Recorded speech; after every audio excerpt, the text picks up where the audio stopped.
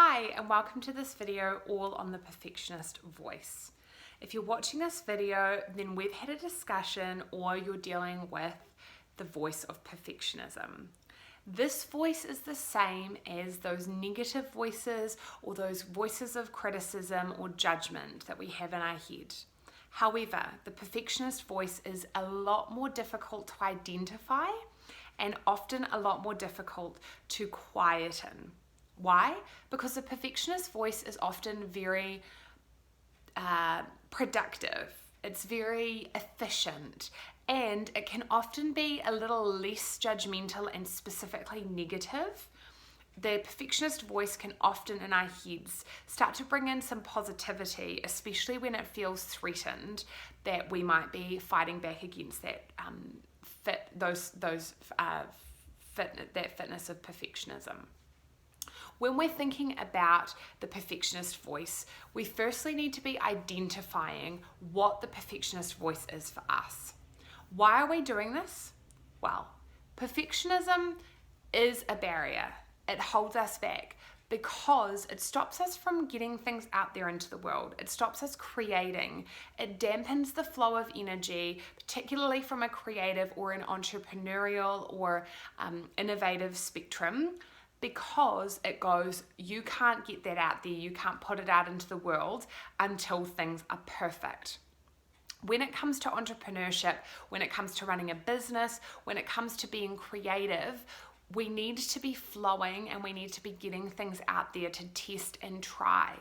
If we listen to the perfectionist voice, then we wouldn't get things out there. We wouldn't give things a go. And when we did, it would be at a cost to us energetically, and things would be very exhausting because we'd be getting things to that 100% and then finding that we have to chop and change them. Particularly when it comes to business, it's really important that you get out the minimum viable product. And when we're a perfectionist, the minimum viable product to us is like shit. Yeah? We're like, no, we can't get that out there.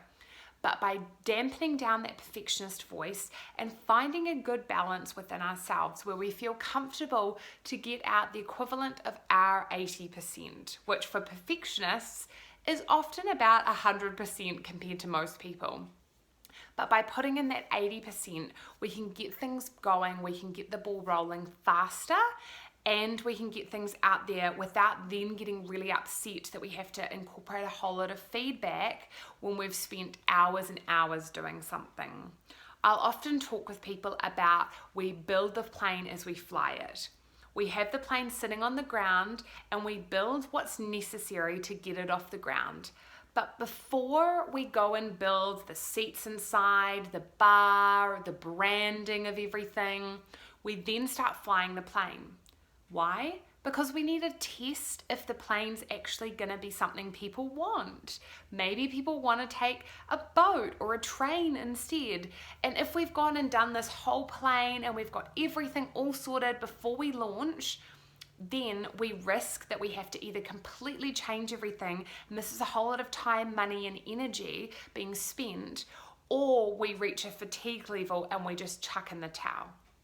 If we build as we fly, then we can find a nice balance between getting stuff out there, but also not being so wedded to things that we have to keep them exactly as they are, and we've spent heaps and heaps of time, money, and energy on getting them perfect.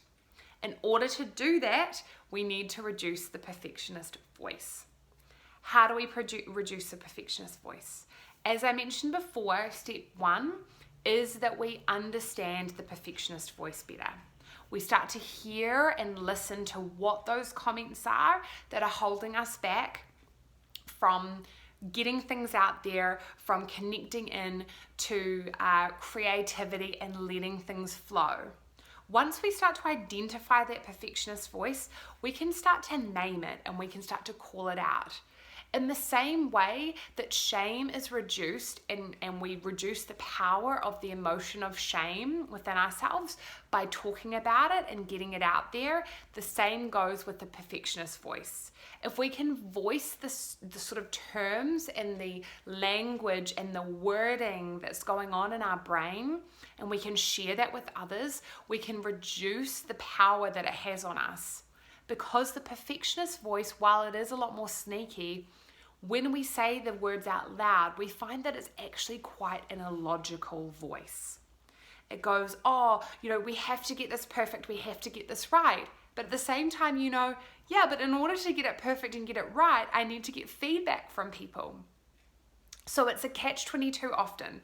So by voicing the perfectionist voice that sits within you, sharing that and sharing that energy, you can start to reduce the power that the perfectionist voice has on you. It's also important to start noting what the relationship is between the perfectionist voice and other voices going on in your head, and in certain situations, when is it coming up? Most people I work with find that the perfectionist voice comes in stronger in certain situations or in certain aspects of their life. So maybe in their creative pursuits or in their business, but it's not so heavily strong in their relationships, for example. Where is the perfectionist voice coming in for you? Where is it holding you back? Where is it keeping you small? Then we want to think about what are the themes that are going on.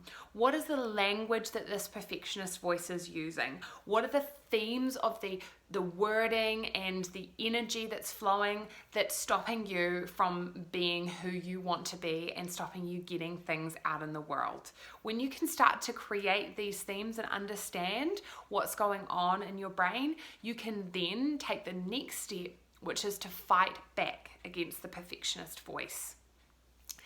This is about arguing back to that perfectionist voice, either verbally, outwardly, when you're talking with somebody or to yourself in the mirror, or internally in your head.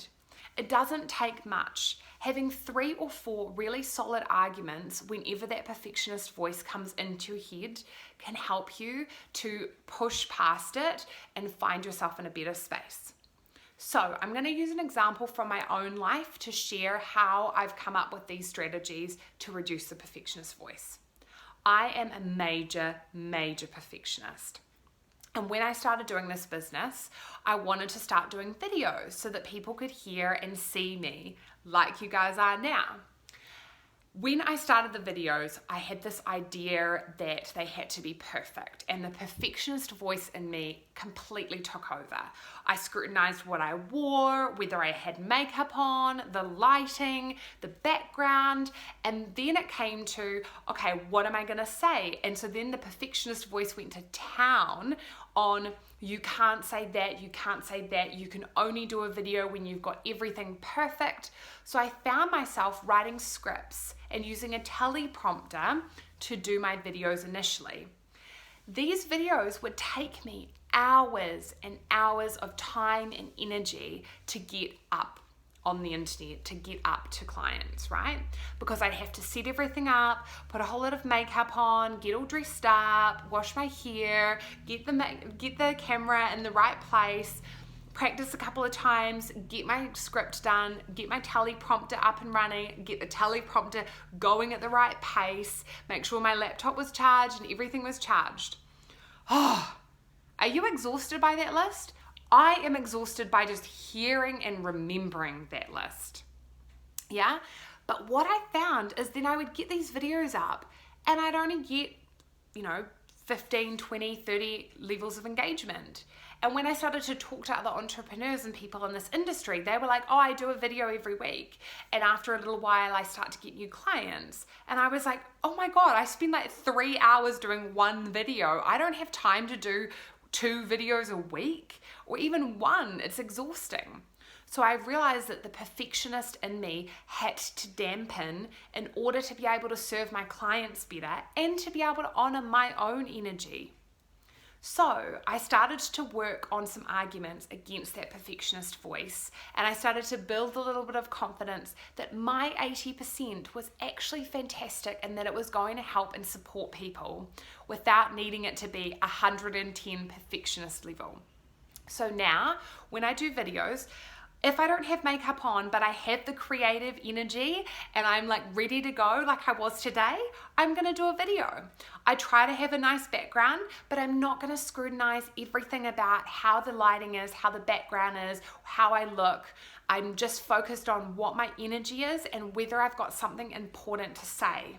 Instead of having a full script now, I talk with some notes written down, and I'll really think about what I'm going to say before I jump on. And I found that I talk with better flow and better ease, and it's actually better for people, and I'm able to channel through more information. So it's a win-win-win. It's a win for me and my energy and my boundaries. It's a win for my clients because I'm able to get more content out there and I'm able to create more videos like this. And it's a win for the business in general because I'm able to get stuff out there so people can see me, and I can have more videos and a bigger suite of e-learning content for my clients to be able to watch like you are now. So I hope this example helps you to understand how having a perfectionist mindset will hold you back in business and will hold you back in your life. I want you to go away and apply this theory to your own life and try to come up with one example of a situation where at the moment the perfectionist in you is majorly holding you back, and look at ways that you can understand that perfectionist voice a bit better, understand the theme sitting behind it, then start to formulate some arguments against that perfectionist voice and actively fight back against the perfectionist to create solid, actionable change in your life where you're going at it not at 110% perfectionist style, but you're actually getting things out there at that 80%. I wish you all the best with this, and I look forward to hearing how you go with it.